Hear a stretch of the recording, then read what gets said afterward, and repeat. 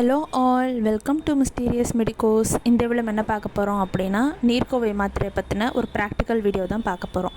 First ஒரு நீர்க்கோவை மாத்திரையை ஒன்று எடுத்துப்போம். அது என்ன பண்ணுறோம் அப்படின்னா, அதை ஃபுல்லாக நல்லாவே நம்ம பொடி பண்ணிக்கணும். ஓகேவா? இப்போ என்ன பண்ண போகிறோம் அப்படின்னா, நம்ம லைவாகவே உங்களுக்கு இது எப்படி பண்ணுறதுங்கிற ப்ராக்டிக்கல் மெத்தடை வித் பேஷண்ட்டை வச்சே உங்களுக்கு சொல்லி தர போகிறோம். ஃபஸ்ட்டு ஒரு நீர்க்கோவை மாத்திரையை நீங்கள் நார்மலாக இது மாதிரி மீட்டில் மத்து இருந்தாலும் சரி, இல்லை இதுக்குன்னு சொல்லிட்டு நீங்கள் செப்பரேட்டாக ஒரு இடுக்கி மாதிரி வச்சுருந்தாலும் ஓகே தான். ஆனால் இது மரத்தில் இருக்கிறதுனால இது தான் நான் யூஸ் பண்ணுவேன்.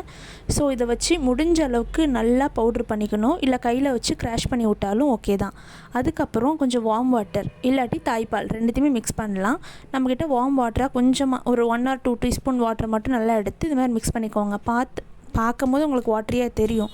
போக போக என்ன ஆகும் அப்படின்னா, அந்த சாலிபிள் இருக்குல்லையா, சாலிபிளாக இருக்கிற அந்த விஷயங்கள்லாம் எல்லாமே, அந்த சாலிட் விஷயம் எல்லாமே வாட்டர் அப்சர்வ் பண்ணிவிட்டு கொஞ்சம் கொஞ்சமாக அது பேஸ்ட் கன்சிஸ்டன்சிக்கு உங்களுக்கு வந்துடும். இதே மாதிரி திரும்ப திரும்ப நீங்கள் செய்யணும். ஒரு வேளை உங்களுக்கு கொஞ்சம் எசென்ஷியலாக ஒரு டேப்லெட்டுக்கு மேலே வேணும் அப்படின்னா, இன்னொரு டேப்லெட்டை கொஞ்சமாக பொடி பண்ணி அதை மேலே தூவி விட்டுட்டு அதை இது மாதிரி நீங்கள் மிக்ஸ் பண்ணிக்கணும். இந்த ப்ராசஸ் கொஞ்சம் டைம் எடுக்கும். இருந்தாலும் கொஞ்சம் நீங்கள் ஸ்லோவாக செஞ்சிங்கன்னா கண்டிப்பாக 1 or 2 டேப்லெட்ஸ் டைம் நீங்கள் பேக் மாதிரி போட்டாலே ஹெட்டேக்கு, சைனசிட்டிஸ் எல்லாமே க்யூர் ஆகிடும். முடிஞ்ச அளவுக்கு நல்லா இந்த கன்சிஸ்டன்சிக்கு எடுத்துக்கோங்க.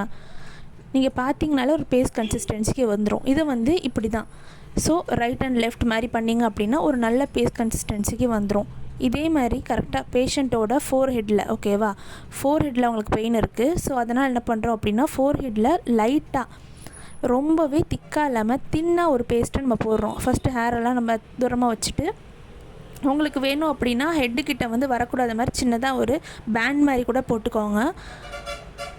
ஸோ இது மாதிரி லைட்டாக ஒரு பேக் மாதிரி போட்டுட்டு இது 2 to 3 லேயர் வரைக்கும் இது மாதிரி நீங்கள் போடலாம்.